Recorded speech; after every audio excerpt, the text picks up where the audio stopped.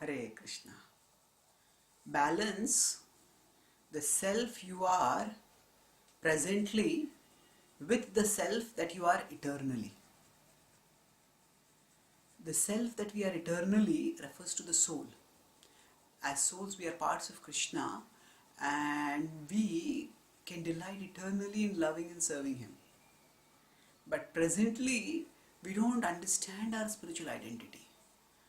In fact, we largely identify with our body, and we can't wish away our bodily identity right now. So this is just as if a person is driving in a driving in a driving on a bicycle, then that person cannot expect to fly, because the airplane is or a helicopter is meant for flying, but a bicycle is not meant for flying. So when a person has a particular vehicle, that person has to act according to the nature of that vehicle. Similarly, when we have a particular body, then we need to act according to the nature of that body. Now, the important thing is what happens uh, when we change our conception is that we change our direction. So, when we change our conception means when we understand that actually I'm not the body, I'm the soul. That means what? It is not that suddenly I stop taking care of the body, I stop fulfilling the needs of the body. No, it is primary. We have to take care of the body, and we not only do have to take care of the body in terms of providing for its needs, but also we have to act according to the body. Body is nature. So a person.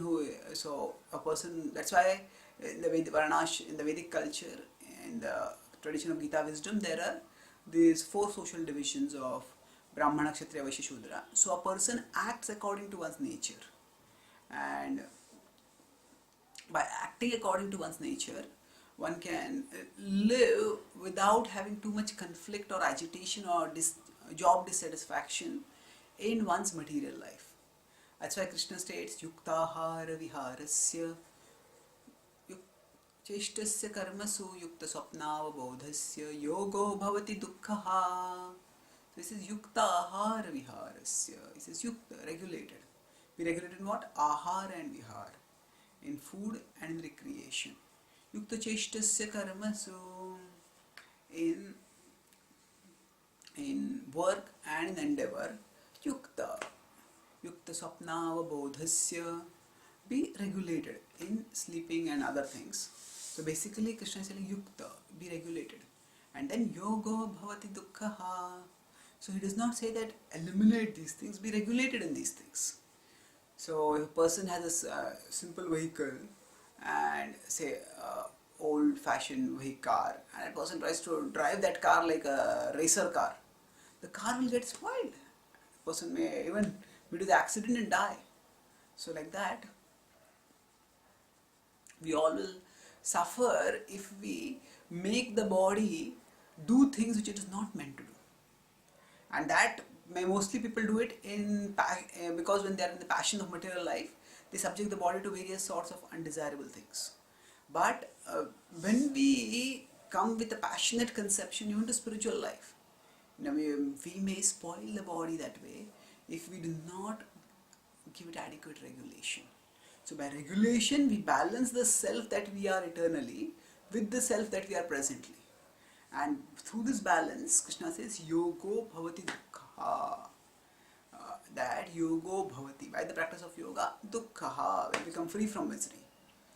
By the practice of yoga, the distance between these two will decrease, and they will become one eventually. What? The self we are presently and the self we are eternally, they will become one. How will that happen? Because when the self we are presently acts according to dharma, acts according to shastra, there will be purification. As that purification takes place, the person will move closer and closer to Krishna, to the ultimate destination, that is Krishna. And in that way, one realizes the self that we are eternally, and not only realizes, starts delighting in the self that we are eternally, experiencing Atmananda. So that's why till we come to the level of Atmananda and to set an example for others, set an example for others, what do we need to do? we need to actually be regulated. Yuktahar viharasya. So the great saints who actually transcended the body, even they are regulated, because by their regulation we learn how we should live in this world. So balance the self we are eternally with the balance we are presently. Thank you. Hare Krishna.